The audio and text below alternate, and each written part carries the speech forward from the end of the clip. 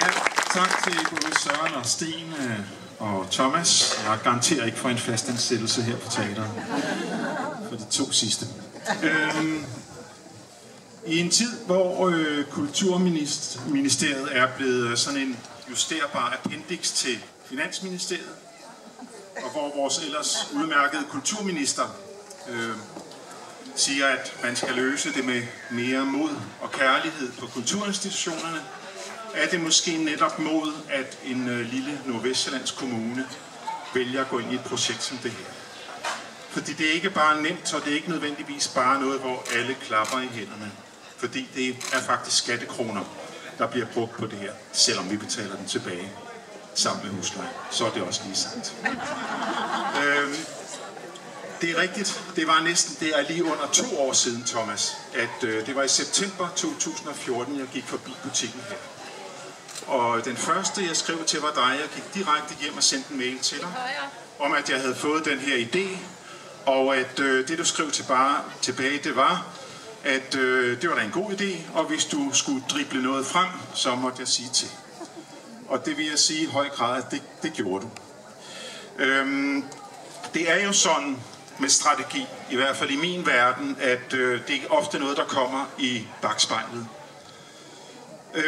Det har ikke været strategi, det her projekt. Det har været rent impulsivt. Det har været benene, der gik før hovedet. Men timingen har på en eller anden måde været perfekt, og det passer måske bedre ind i teaterretorikken. Hvis det her projekt var kommet et år før, så tror jeg ikke, det var blevet til noget. Hvis vi havde ventet et halvt år eller 3/4 år, så havde vi ramt hele problematikken omkring omprioritering, og så var det heller ikke blevet til noget.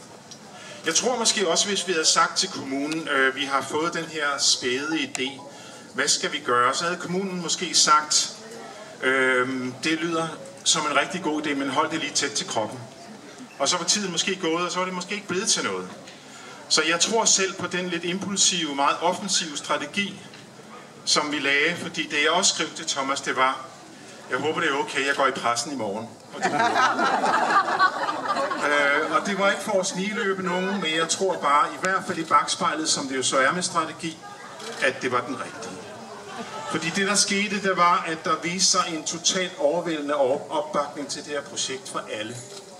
Fra borgere, fra erhvervsliv og fra alle mulige andre, var det bare fra dag 1 meget tydeligt, at det her var det rigtige valg.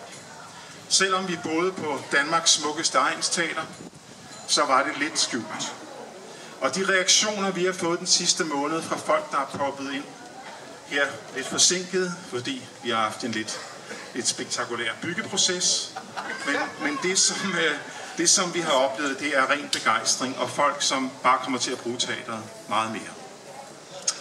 Så det her er det rigtige, og det har været overvældende og helt fantastisk at opleve, hvor begejstrede folk og kolleger i byen har været. Nu kommer vi til det punkt, hvor jeg skal takke en masse, og det er derfor, jeg har papir med. Jeg vil starte med at sige tak til Odsherred Kommune og byrådet med Thomas i spidsen, som gik så helhjertet ind i det her. Og jeg vil også sige en stor tak til vores allerbedste kulturchef, Eva Ormstrup, for at have været en helt afgørende sparringspartner i det her og hands-on hjælp til fundraising, for det her, ellers havde der ikke været noget. Så stor tak til dig, Eva. Så skal jeg sige en stor tak til vores bestyrelse, teaterets bestyrelse, som faktisk var begejstret for det her projekt og troede på det lige fra starten. En kæmpe tak til Superbrugsen, som ellers ikke har rigtig meget for vane at bruge penge på sponsering, men som nogle af de allerførste sagde, at vi smider sgu 250.000 i det her, for det skal lykkes. Og det har haft en kæmpe signalværdi, også ud over kommunegrænsen. Stor tak til Nykøbing Sjælland Håndværkerforening, som også bakkede op og støttede, når nu Superbrugsen gjorde det. Projektstøtteudvalget for scenekunst under Kunstrådet, som har støttet en masse af projekter, som har haft med det her at gøre og udvikling af det. Fonden 1848 Brand, som har støttet projektet.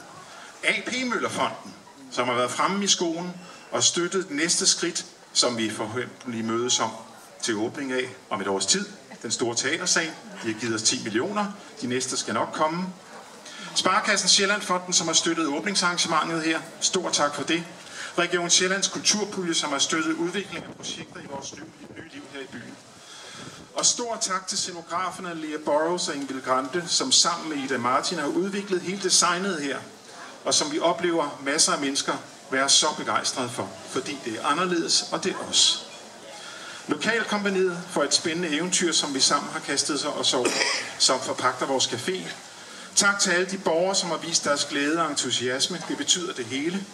Og ikke mindst mine allerbedste kolleger på teateret, som fra første dag har kastet energi og dynamisk begejstring ind i det her projekt.